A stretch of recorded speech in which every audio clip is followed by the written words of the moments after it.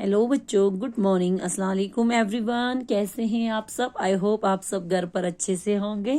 I wholeheartedly welcome you to my Hindi class student. हम आपकी book अंकुश हिंदी पाठमाला भाग 4 पढ़ रहे हैं। बच्चों, हम आप कल लेसन नंबर 16 पढ़ रहे थे, दोहे। तो दोहे हमने पढ़ा, हमने इसकी क्वेश्चन आंसर और अल्फाज मानी किए। आज हम करेंगे बच्चों इसके दोहों के अर्थ लिखो। सेकंड पार्ट है हमारा निम्नलिखित दोहों का अर्थ लिखिए, यानी कि जो यहाँ पे दो दोहे हैं इनका हमें अर्थ लिखना है। ठीक है, जैसे कि पहला है क, बड़ा हुआ तो क्या हुआ जैसे पेड़ खजूर, पंथी को छाया नहीं फल लागे अति दूर। इसका मतलब क्या है? खजूर के पेड़ की तरह बड़ा, खजूर के पेड़ की भांति बड़े होने का कोई फायदा नहीं, क्योंकि इससे ना तो यात्री यानी कि जो मुसाफिर होते हैं वो थक कर अगर किसी पेड़ के नीचे बैठना चाहे छाया में तो छाया नहीं मिलती, ना इसके फल आसानी से तोड़ जाइए, ना तो किसी को भूख लगे तो वो इसके फल तोड़ के भी नहीं खा सकता। अर्थात बड़प्पन के प्रदर्शन मात्र से किसी का लाभ नहीं, यानी कि किसी का बड़प्पन दिखावा करना कि मैं बड़ा हूं, उससे किसी का भला नहीं होता, किसी का फायदा नहीं होता। अगर वो बड़प्पन किसी के काम ना आए तो वो किसी काम का नहीं है। ठीक है, तो इसी तरह कहा गया है कि जैसे खजूर का पेड़ बड़ा होता है, उसके बहुत लंबा होता है, तो उसके नीचे कोई मुसाफिर बैठे तो उसको छाया नहीं लगती है। ठीक है, अगर किसी को भूख लगे वो उससे फल तोड़कर नहीं खा सकता। तो इतना बड़ा होने का क्या फायदा जो किसी के काम ना आए। ठीक है।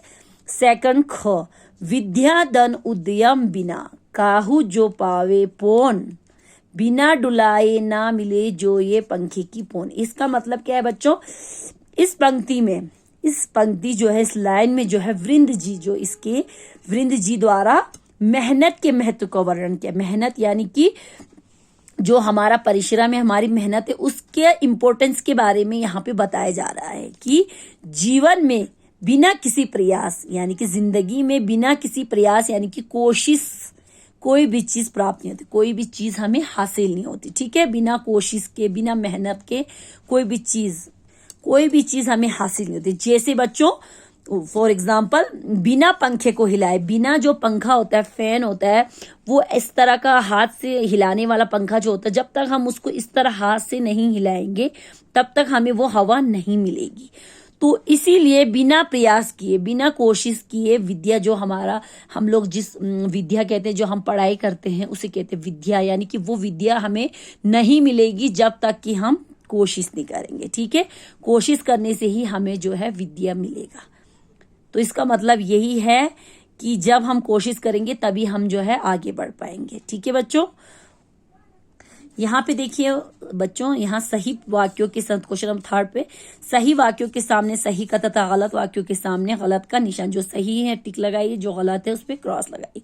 पहला है, कवि ने ईश्वर से भी ऊंचा स्थान गुरु को दिया, यानी कि जो कवि है उन्होंने ईश्वर यानी भगवान से भी ऊंचा दर्जा जो है, जगह जो है गुरु को यानी कि टीचर को दिया है। तो ये बिल्कुल सही है।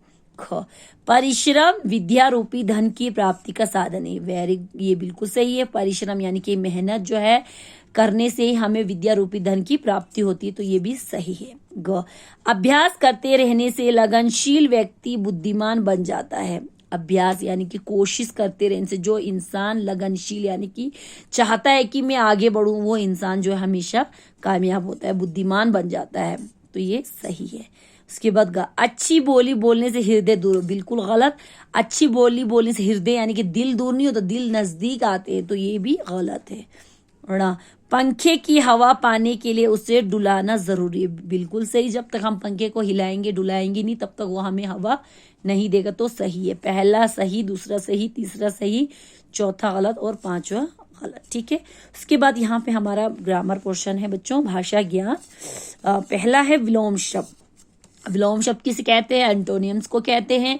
जिन शब्दों के अर्थ उल्टे होते हैं, उल्टे अर्थ वाले शब्दों को विलोम शब्द कहते हैं। ठीक है, यानी कि हमें उसका अपोजिट लिखना होता है। जैसे पहला गुरु का चेला होता है ना, शिष्य, तो यहाँ पे गुरु का शिष्य। उसी तरह नरम यानी कि सॉफ्ट, उसका अपोजिट हो जाएगा हार्ड यानी कि कठोर। ठीक है, उसके बाद बड़ा छोटा, बड़ा का उल्टा हो जाएगा छोटा। उसी तरह फूल का अपोजिट कांटा। ठीक है, उसके बाद पैर, पैर का अपोजिट सिर। उसके बाद दूर, दूर का अपोजिट पास। ठीक है, उस बाद ये पढ़िए और समझिए, ये पढ़ना है और समझना है खाली, इसको कुछ नहीं। उसके बाद क्वेश्चन नंबर 3 पे आ जाइए। दिए गए शब्दों के समानार्थक शब्द, ये समानार्थक यानी कि जिनके मीनिंग सेम होते हैं, एक जैसे होते हैं, उनको कहते हैं समानार्थक शब्द। जैसे कि गुरु यानी कि टीचर, उसको हम शिक्षक भी कहते हैं, शिक्षक को गुरु भी कहते हैं। ठीक है, अध्यापक भी कहते हैं। उसके बाद जड़मती, जड़मती माने मूर्ख, बेवकूफ। उसके बाद गा, पेड़, पेड़ को हम तरु भी कहते हैं, तरु को पेड़ भी कहते हैं। जी, वृक्ष भी कहते हैं। गा, गोविंद, गोविंद माने ईश्वर, भगवान। ठीक है, उसके बाद ण, पंथी, पंथी माने यात्री, मुसाफिर। उसके बाद पत्थर, सिल, शिला। ठीक है, पत्थर को सिल भी कहते हैं, शिला भी कहते हैं। तो ये हो गया समानार्थक जिनके मीनिंग सेम है, और ये विलोम से जिनके मीनिंग उल्टे हैं। ठीक है बच्चों, यहीं तक रखेंगे।